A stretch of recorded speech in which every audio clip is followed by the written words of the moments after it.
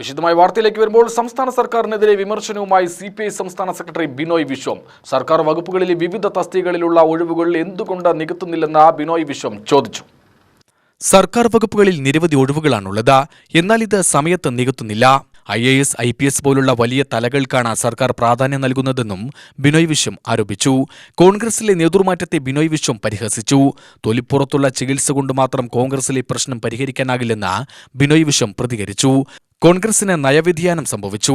ഗാന്ധി നെഹ്റു ആശയങ്ങളിൽ നിന്നും വ്യതിചലിച്ച് വലതുപക്ഷ നയങ്ങളാണ് കോൺഗ്രസ് നടപ്പിലാക്കുന്നത്.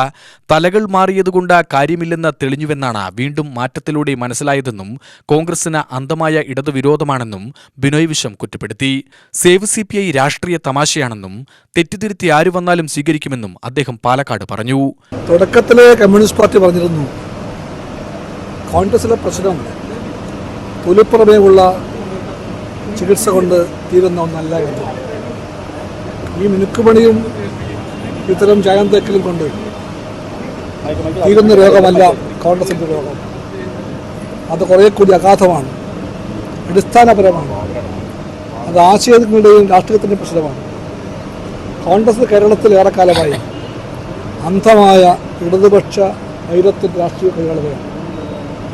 ഇടതുപക്ഷ വൈരമാണ് കോൺഗ്രസിൻ്റെ വഴിയെന്ന് കോൺഗ്രസ് തീരുമാനിച്ചാൽ അവർക്ക് വേറെ യാതൊരു വഴിയുമില്ല.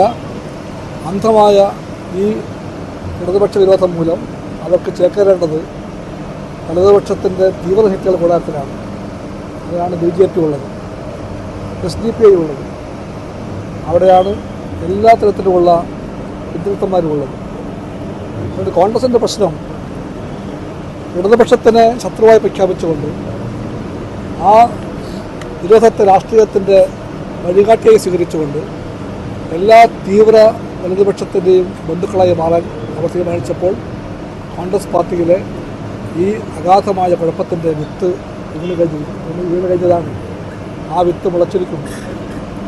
ഈ വിത്ത് വീണപ്പോഴാണ് കോൺഗ്രസ് ഗാന്ധിയെ മറന്നത്, നെഹ്റുവിനെ മറന്നത്. മഹാത്മാഗാന്ധിയെയും നെഹ്റുവിനെയും മറന്നിട്ട് ഗോഡ്സെയുടെ പാർട്ടിയായ BJPയുമായിട്ട് വരെ സെക്കൻഡ് ചേരാൻ പോകുന്ന രാഷ്ട്രീയത്തിലേക്ക് കോൺഗ്രസ് വീണുപോയത് ആ കാരണം കൊണ്ടാണ്.